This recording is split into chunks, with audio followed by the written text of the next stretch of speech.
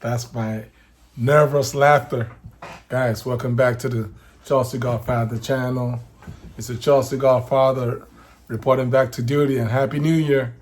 I've been gone for pretty much the last couple of games, as I mentioned in my last video, after we lost, I think it was 2-1 away to Wolves. I said that Chelsea was not going to spoil my Christmas, and I meant every last word of it. A few days after that, or was it a day after that, I hopped on a plane and flew all the way back to the motherland, to Nigeria, and had a wonderful Christmas and New Year. And while I was there, Chelsea went on ahead and went on a 2-game win streak, beating Crystal Palace and Luton Town. So I'm glad to be back. And today we played against Preston North NFC in, I believe, the fourth round of the FA Cup. And we won today at the Bridge, 4-0 win. Happy days are back, 3 straight wins, right? Let's talk about the game a little bit, because in as much as the final score looks so nice and sweet, and us being 10th place Chelsea fans, I mean, we're not really in a position to be overly, critical. But the reality is that we have to kind of calm down and look at how this game went. The first half, as far as I'm concerned, self-inflicted wounds as usual. That's what's been just bogging us down this entire season. We just have not been executing well, and it's not just in this situation. I believe that a lot of the fault goes to Pochettino, in that he just pretty much handcuffed this team in the first half against a Preston North End FC that played a 5-4-1. So they had 5 guys across the back, 4 in the middle, and 1 striker. They came for one with one plan and one plan only, and that was a goalless draw and take this thing to a replay back to their hometown. And so what we had needed in that first half was some extra width. And when you're talking about width, you're talking about your fullbacks. And in this case, we had Gusto playing at left back. And we had the kid Gilchrist, who's a central defender, playing at right back. So we had a central defender at right back, shades of Disacia at right back, right? And then we had Gusto, who's a right back. We had him at left back. So that's pretty much it. We had no width. We had nothing. All we had was just RAHEEM on the right and Mudryk on the left, running into double teams all day, and Broja isolated in the middle. Every once in a while, Enzo will pop a nice little ball over the top, of which Palmer really should have scored a goal in the first half. But apart from that, we did nothing in the first half. We just didn't seem to have any ideas. And it wasn't until after Broja scored a brilliant header from Gusto's cross, and then shortly after that, that's when Pochettino made the change that needed to be made. And that was bringing on, first of all, taking Gilchrist off and then bringing Silva on. That allowed the left-footed Livakovic to go to left back, and the right-footed Gusto to play right back, right?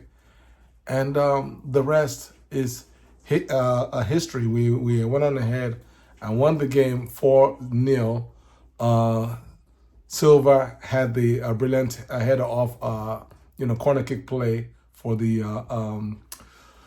second goal, and the third goal was RAHEEM, Sterling, that had just a wonderful, free kick, and that's his, second goal from a free kick so far this season, in addition to the one free kick that he almost scored away at Bournemouth it hit the underside of the bar, bounced out, but it did not cross the line in that game. And on that day, we went away with a goalless draw.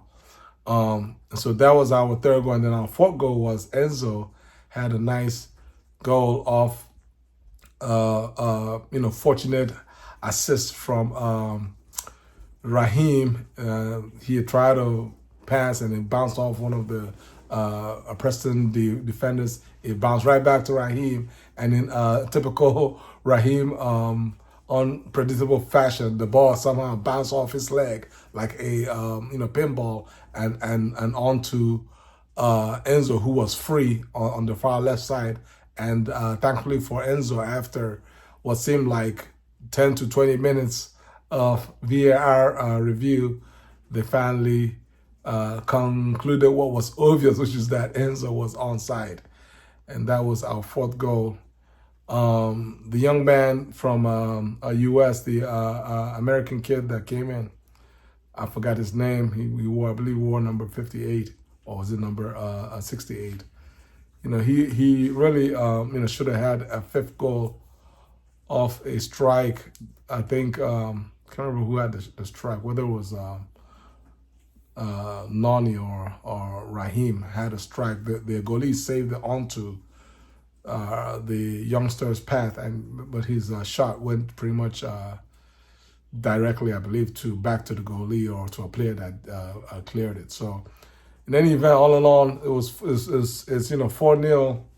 We got the job done.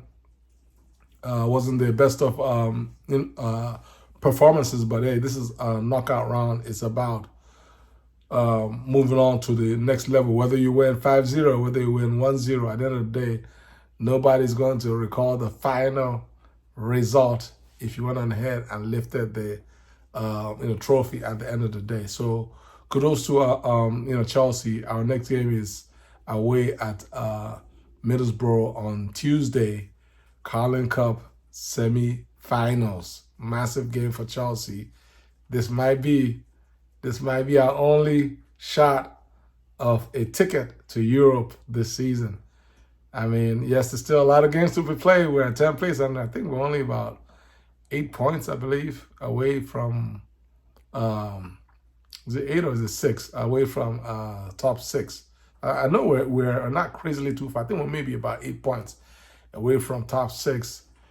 And we've played 20 games, I think, and so that means we got 18 games. That's a lot of games to cover 8 points. So I mean, if the issue with us is not that we can't cover, is that we're just inconsistent. That's the problem.